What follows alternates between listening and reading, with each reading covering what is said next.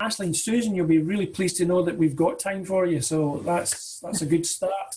I appreciate that, Adrian and Jane. Thank you. Susan Granfield. Susan is a resident energy coach and human behavioural guru who owns SG Development Solutions. Shifting your mindset is a topic close to my own heart, and it's probably the most important focus, in my view, for business owners at the moment. As a mindset coach, Susan is going to address those things that will hold us back from owning our own future, those self-limiting beliefs. She'll look at shifting your perspective on what's possible, and she'll be asking who you need to be to create what you want to create. So over to you, Susan. Thank you. Right, I'll just bring up a couple of slides. So, okay. So what's the difference between I can't and I will? And literally the difference is a belief. So if we believe we can, we probably will, and if we believe we can't, we probably won't. So I guess this is really the crux of it all, is becoming aware of the beliefs that are influencing our experience and therefore the results that we're getting. Beliefs are stories that we hold as true until we don't. So I don't know if you remember these characters from your childhood, and if you've got young children, you're maybe back in the world of having these stories in your life. But you know, if you remember back to being a, well, I won't put an age on it because I don't know when you stopped holding these stories as true, if indeed you have. But you know, it's a great example of where there was a period in our lives where we absolutely believed that on Christmas Eve somebody would come down the chimney and leave us presents, and that person was called Santa. And the thing about that belief is it reinforces the story, or we reinforce the story through holding that belief. So if we believe that on Christmas Eve, you know, we go to bed early, we put out some, you know, a drink and some snacks for this person coming down the chimney. We go to bed early, and the next morning there's going to be presents there. Well, it's quite a cool belief to have. So if we hold that belief, we expect these things to happen. So we expect we do X, Y, Z, and this will happen. Our attitude and our feeling towards that experience will change. So in the case of Santa, we'll do those things because we're expecting to get presents the next day. And if we do those things, then for most of us, I think most of the time, we got the outcome we wanted. And you know, we hold these stories as true. We can see it in children. If you've got your own children, you can see it. They absolutely believe it, and therefore they get that experience. And then something happens, and it might be an overnight change. Your older brother or sister told you it wasn't true, or someone at school, or you actually see whoever it is who actually leaves the presents, leaving them, which is what happened for me, go, so that's who Santa is. Whatever it is, we then stop holding those stories as true and open up the space for something else. You know, and I would imagine that nowadays, if you are unlucky enough for a tooth to fall out, you don't put it under your pillow expecting to get some money from the tooth fairy.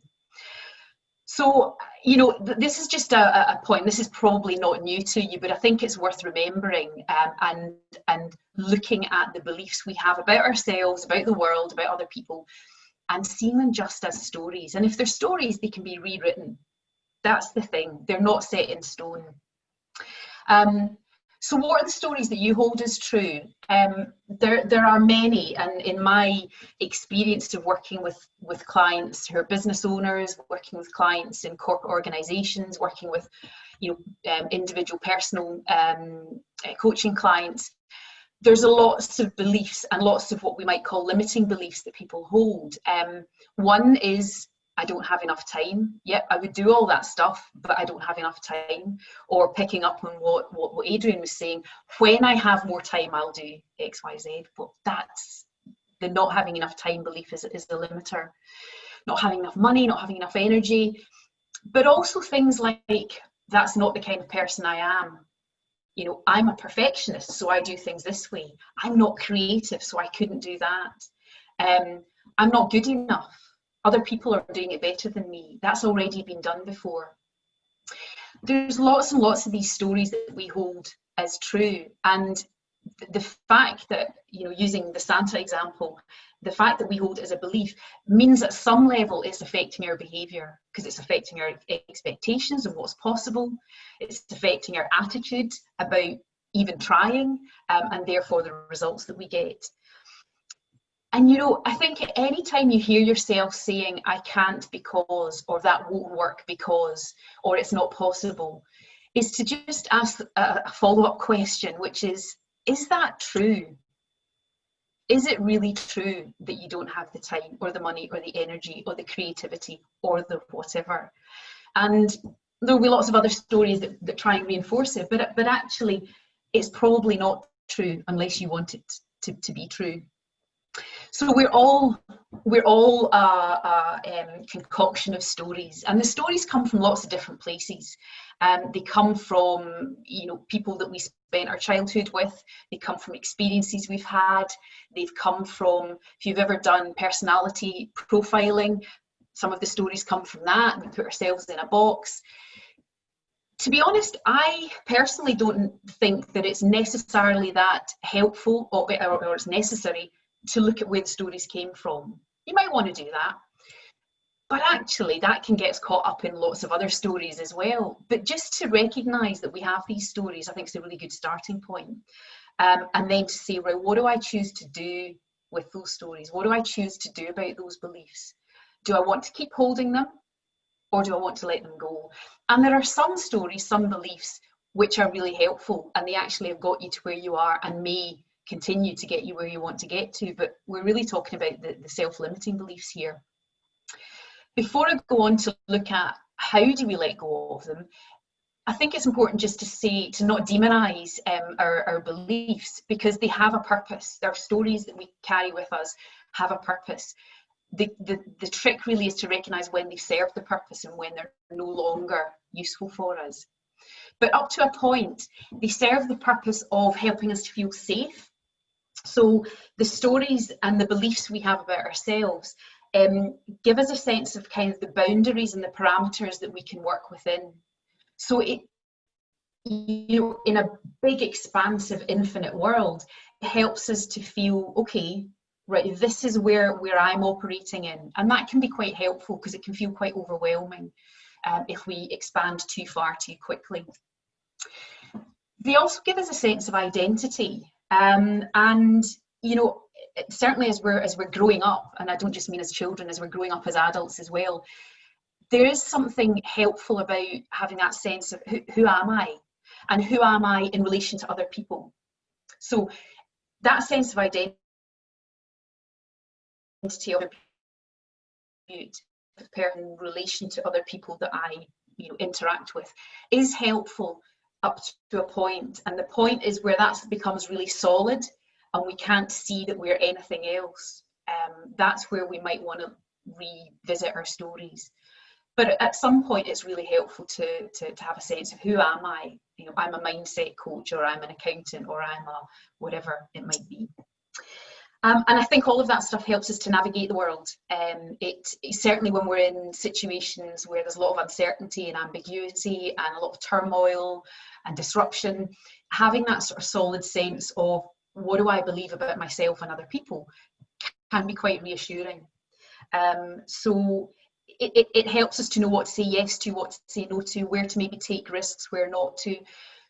So our stories do have a purpose, but I think often we can become quite unconscious of our stories, quite blind to them, and therefore they're unconsciously influencing our experience of the world. So our beliefs, our limiting beliefs particularly, are simply stories. So we've got an opportunity to rewrite our story. And that doesn't mean to create something from a fantasy, or something that is completely unrealistic, but it is about saying, can I adjust some parts of this story to open me up to owning my own future, to making a choice about what I want to do, to not feel limited. So there's 5 points to this, and I'll go through them quickly, but I'll come back to them in a moment. The first thing is to become aware. So we need to be aware of our stories. We need to be aware of our beliefs. So I'll say more about that in a moment, but the first thing is being aware. Then there's the thing about accepting them as stories. So that's where the question of is it true is really important. So accepting that the belief is not real, it's not set in stone, it is something that can be changed. Which leads us into the willingness to let go, which is arguably the hardest part of all of this. The willingness to let go of the stories that we may have carried with us for as long as we can remember. The stories that make us feel safe, the stories that actually we hold to actually keep other people happy. So the willingness to let that go takes a bit of courage. Then it's about shifting perspective, which I'm going to come on to in a moment, because that's really where things start to really change. And then it's about reinforcing, because these limiting beliefs that we have, and whatever it is for you, the chances are that you have reinforced them many, many times. Other people have probably reinforced them. So family, friends, colleagues, maybe even clients reinforce some of our beliefs and our stories, but we have a big part to play in that by how we show up and how we behave. So, shifting your perspective. It's actually relatively simple. It doesn't mean it's easy to do, but it's actually relatively simple. So there's this ladder, okay, and this ladder in sort of psychological terms is called the ladder of consciousness. It's just about being aware of where we are, and it's a really helpful tool, maybe, to even use it on a day-to-day basis to check in with yourself on you know, how am I showing up in the world today? But at a sort of more macro level that we're talking about here in terms of beliefs, where are you on the ladder? Are you at the top of the ladder? Are you at the bottom of the ladder? And over the course of time, over the course of making decisions and doing some of the stuff that Jane and Adrian have talked about, where are you and where are you prepared to move on that ladder? So the top of the ladder, that's us at our best. So, you know, being at the top of the ladder, you've got a good overview of what's going on. You are open-minded. You know, if you want to think about it in visual terms, you're kind of higher up. You're closer to the infinite sky that's above you, as opposed to towards the bottom of the ladder, where we're not at our best. We've got the uphill climb ahead of us to go up the ladder.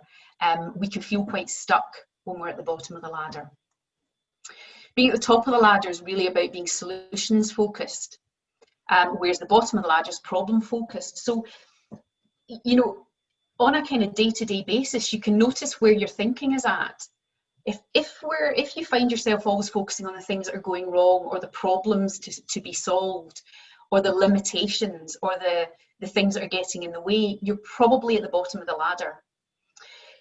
If you can shift, and when you can shift into, okay, so given all of that that's happening, what are the options? What's possible here? Takes us to the top of the ladder. So it's as much about shifting language as it is about anything else. At the top of the ladder, we're the creator, and in reality, we are all the creator of our own experience, but we don't always see it like that. Sometimes when we're you know, if we're somewhere else on the ladder, we can fall into a victim mentality. We can all do that. I certainly know, you know, I like to think that I spend a lot of my time towards the top of the ladder, but you know, the last few months have been really challenging. And I know that at the start of lockdown, when, like a lot of people, a lot of the work I had and the connections with clients just kind of disappeared, I know I went to the bottom of the ladder, and I was a bit like, whoa, this is happening to me. And there's no government help out there. There's no funding that I can apply for. And I was really in that victim place. It's not helpful to stay there. That doesn't solve problems. That doesn't get you out of the situation. Going towards the top of the ladder and saying, what can I create in this situation is much more helpful. So coming back to the thing about limiting beliefs, when we're at the top of the ladder, we are much more free from those stories and the labels of who we think we are, or what we think is the right way to do things. And it's incredible what can open up. And over the last few months, there have been people and businesses that have excelled and become more successful than they could have imagined in their wildest dreams. And it's part of that circumstance, but a huge part of it is saying, how can I turn this situation into an opportunity? If we don't do the things I'm suggesting, which is about acknowledging our beliefs and then being willing to let them go, we may move through our life being defined by our stories and our labels, which is very, very limiting. So rewriting your story. What I would suggest you do is you take some time to write down your stories or your limiting beliefs. Just have a bit of paper somewhere and write down what are the things you say to yourself about yourself. Maybe even about other people and the impact that has on you, and have that as a list you keep going back to, because your limiting beliefs will keep surfacing. Ask yourself whether you can accept them simply as stories that you've told yourself or you've been told by other people. So can I accept them simply as stories? What's possible if I let the stories go? What might happen if I continue to hold on to them? Two really important questions. Who am I at the top of the ladder? Really useful to write that down as well. When I'm at my best and I am in creator mode, what is it? What am I like? Who am I? And then the key thing about reinforcement is every day find a way to be at the top of the ladder. Morning meditation, even having post-it note reminders, having a visualization or an image of who you are at the top of the ladder, having alerts on your phone or your email, something that keeps reminding you to come out of your limiting beliefs, out of your story, and back into the possibility of being at the top of the ladder. So that's me. I used up a little bit of the extra time there, so I appreciate that from my colleagues there. I will pause there and hand back to Jim. Great, brilliant, Susan. Thank you. We've still got, we're on time, still plenty of time to go. Please, if you have a question for Susan, pipe up now and we'll get you on. But brilliant perspective, and something that I wanted to ask Susan, if I can get, seeing as that it's me that's host, I can get to ask the first question. What role do you think has paying too much attention to the media and social media in limiting our beliefs? I think it has a huge role, and there's definitely something about exercising our choice around that, choosing what we pay attention to. And I think there's a conversation that we were having before we started. I think Adrian was involved in the conversation about sort of the worst case scenario messages that we can hear in the media, and how helpful they really are. So I think certainly initially, a lot of people, and I think people, some people really love, getting input from the media. But there's something about finding a balance there, because we can easily be influenced. And I think I've said this on a previous business journey event. We can actually be infected by other people's view of the world. Notice who you're spending time with, not just in person, but online as well. And if you're finding that you come away feeling pretty at the bottom of the ladder, just think about how much time you want to spend with that person or on that particular platform. There's a lot of great stuff happening in the world. There's a lot of incredible people doing incredible things. You just have to dig a bit further to find that in the media. But it is there. So yeah, exercise your choice and notice where you go on the ladder when you're watching and listening to some stuff in the media. Brilliant, thank you. Any questions? Anybody else have a point you want to raise or a question for Susan? Shout up now. Okay. Again, thanks a lot, Susan. That was excellent.